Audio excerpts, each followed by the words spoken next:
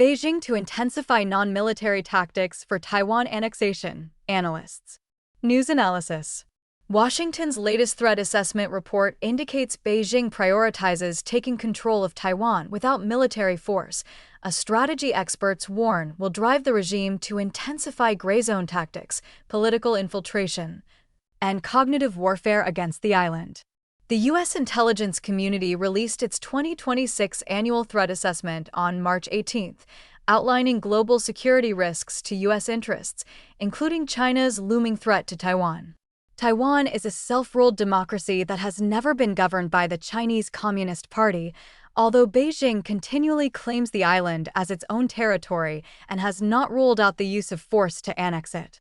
The document said Beijing prefers to achieve unification without the use of force, if possible, even as the CCP maintains its threat of an armed attack against Taiwan. The report assesses that Chinese authorities do not currently plan to execute an invasion of Taiwan in 2027, nor do they have a fixed timeline for achieving annexation. However, it suggests that the People's Liberation Army continues to develop military plans and capabilities to seize Taiwan by force if ordered by Beijing.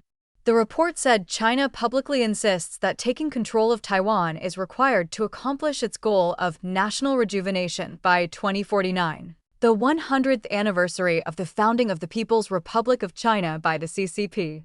When deciding whether to deploy military force, Beijing will evaluate several critical variables, including the PLA's readiness, Taiwan's political climate, and the likelihood of U.S. military intervention, the report notes. Incapable by 2027. The finding offers a different assessment from the Pentagon's 2025 annual review, which states the Chinese military aims to have the capability to fight and win a war over Taiwan by 2027. Dennis Wang Lucheng, an associate professor of political science at Sam Houston State University, said the IC report does not suggest that Washington believes Taiwan faces zero risk over the next 1 to 2 years, but rather clarifies that 2027 is likely not a predetermined year for war. The reasons include Beijing's clear recognition that an amphibious assault is highly difficult and carries immense risk, and the prohibitive costs of war, Wang recently told the Epoch Times. Wang added that the report also shows the United States believes the PLA still lacks sufficient joint operations and amphibious power projection capabilities. Overall, the necessary conditions and incentives to launch an offensive against Taiwan in the near term simply do not exist, Wang said. Yao Yuan, a professor of international studies at the University of St. Thomas in Houston, said China's shrinking global market share since the 2018 U.S. China trade war and the PLA's internal political instability are key factors shaping Washington's shifted evaluation. The purge of generals is a massive blow to the command structure, driving the U.S. to assess that the PLA cannot effectively execute major tactical deployments right now, Yao said. Furthermore, with China's economy in a slump, it remains a major question how much capital the CCP can actually dedicate to military expansion, suggesting previous estimates of a 2027 invasion were overstated. Gray zone escalation. Despite the lack of an immediate invasion plan, the CCP has intensified gray zone tactics, coercive actions below the threshold of war, around Taiwan since then U.S. House Speaker Nancy Pelosi's 2022 visit to the island. For example, the PLA staged a military encirclement of Taiwan from December 29 to December 31, the CCP's seventh such operation targeting the territory since August 2022. Yao said Beijing uses these exercises to gradually normalize the waters surrounding Taiwan as its territory rather than launching an all-out assault. If the international community accepts these encirclement drills without objection, the CCP could eventually claim that global silence equates to recognizing its sovereignty over Taiwan, which poses a major risk, he said. Yao said the constant military maneuvers aim to desensitize the Taiwanese public, potentially causing citizens to misjudge future large-scale threats and question their government's national defense decisions. Once Taiwanese citizens become indifferent to the regime's maneuvers, they will be caught off guard when conflict erupts, ultimately achieving China's objective, Yao said. Wang said the PLA's escalating activities around the island in recent years serve as constant pressure and testing rather than mere shows of force.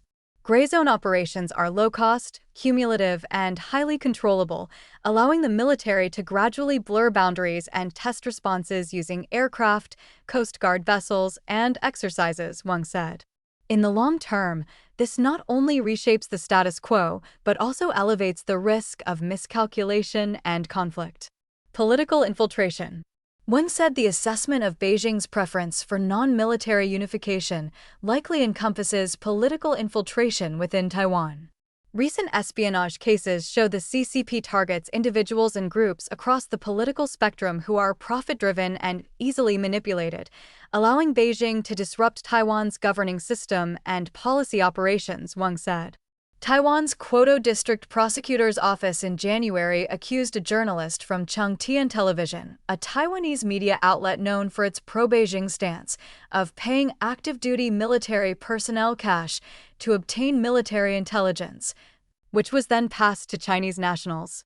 Yeah, said the CCP also attempts to infiltrate Taiwan's political landscape by financing and covertly influencing China-leaning political parties to block legislation favorable to Taipei. For instance, some Taiwanese political parties are openly stalling the national budget to paralyze government operations, Ye said. But they dare not act too openly in Beijing's favor, as the majority of Taiwanese reject unification and voters would punish them at the ballot box.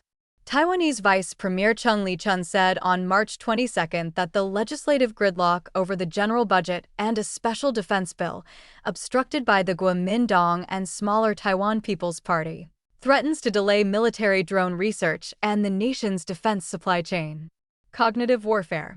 Beyond political infiltration, said the CCP's cognitive warfare is also one of the non-military coercive tactics against Taiwanese citizens and is far more aggressive. The Chinese government has been co-opting local temples, hiring so-called Internet Navy, and manipulating specific Taiwanese media outlets to brainwash the public and dilute their aversion to the CCP, Ye said. Internet Navy refers to paid online trolls tasked with flooding social media with propaganda and disinformation, including China's 50-cent army, known for spreading pro-Beijing narratives online. Taiwan's National Security Bureau reported in January that the CCP launched campaigns to spread narratives designed to erode public trust in the United States and Taiwan's military, and that the agency documented more than 2.3 million pieces of disinformation and 45,000 suspicious accounts in 2025. Said these fabricated narratives have successfully achieved one of Beijing's key goals, making some Taiwanese citizens question Washington's reliability and commitment to the island's defense. However, he said these psychological operations have shown limited results. The CCP has been waging cognitive warfare against Taiwan for nearly 2 decades, yet Taiwanese affinity for Beijing continues to fall year over year, suggesting these campaigns have failed to shift broader public sentiment, Ye said. Even younger Taiwanese heavily exposed to Beijing's propaganda, including teenagers on TikTok, still overwhelmingly reject unification and prefer democracy.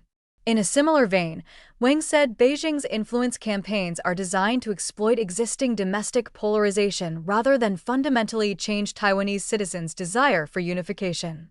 Beijing's primary focus is not to persuade everyone, but to widen societal divides and erode institutional trust, Wang said.